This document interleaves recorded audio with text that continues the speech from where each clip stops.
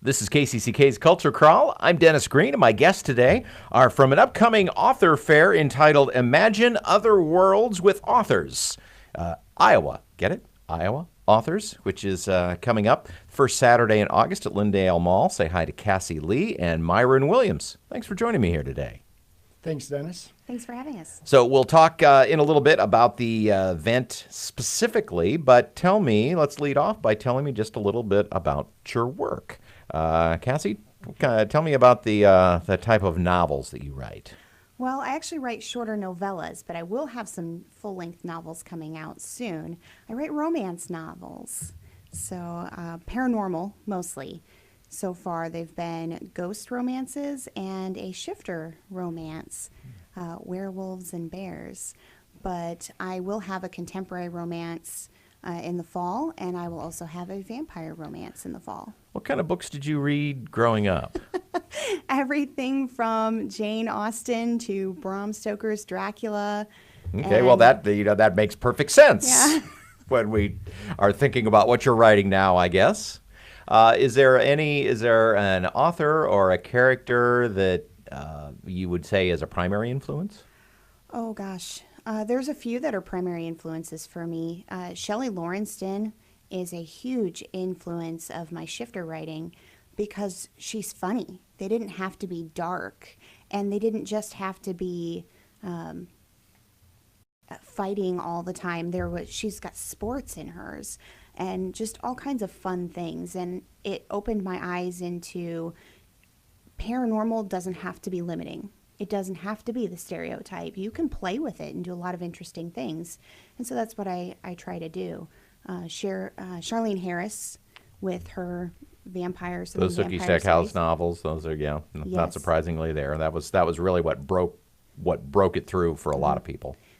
I was reading them long before True Blood came out. Her earlier ones are my favorites. The later ones, I kind of had moved on to other authors by then, but her books are wonderful.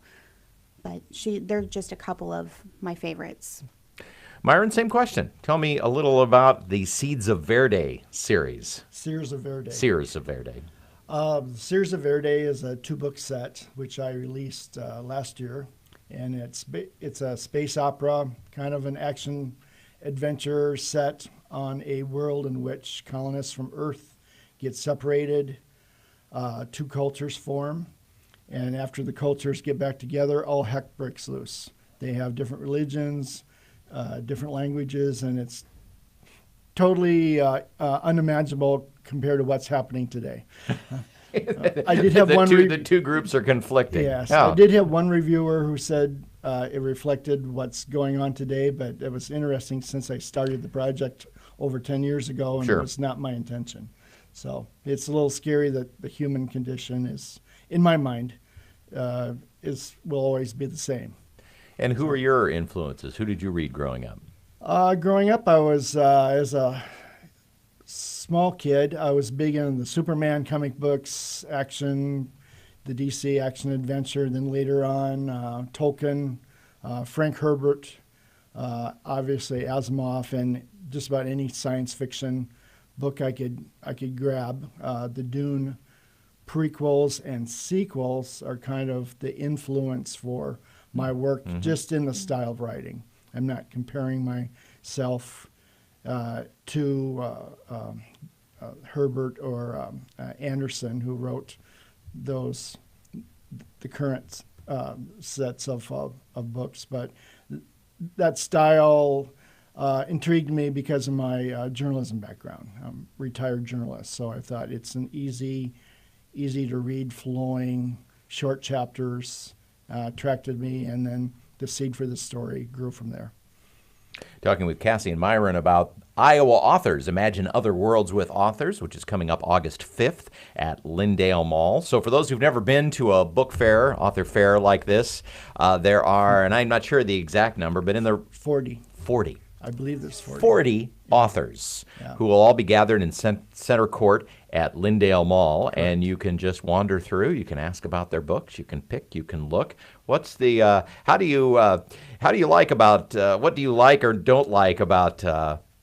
Sitting at a table and trying to attract people's attention as they come by.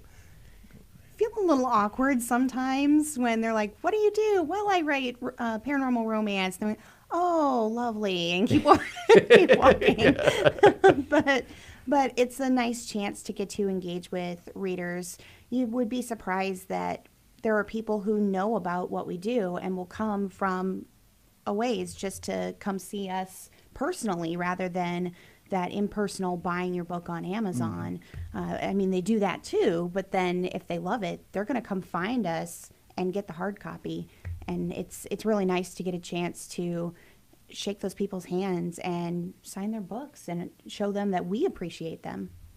Myron, the first time you did one of these, was it different than what you expected? Were there any surprises? There were surprises in that I didn't know what to expect.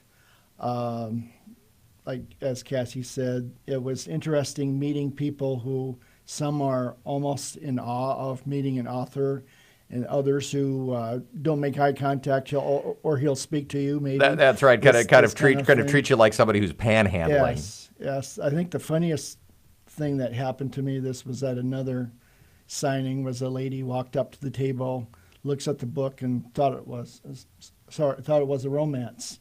And I told her science fiction, and she dropped it like the book was on fire, backed up and said, "Oh, I don't read these," and ran away.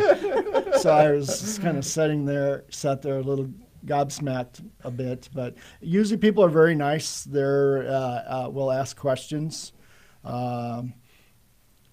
It's nice when they pick up a book, look at it, and then come back and get it later. Mm-hmm. Or you say, well, we ask, what do you like to read? And you can steer them toward any of the other authors that are around. And I think we all know that we are in it to help each other out, and we do. That's the fun thing that I've noticed about this, is being able to go around, talk to the other authors, and then when somebody comes, you may not be interested in this, but check out Myron's book. Or go see Cassie. She's got something that is right up your alley, because there is a hack writer who works at this radio station who's going to be there as well.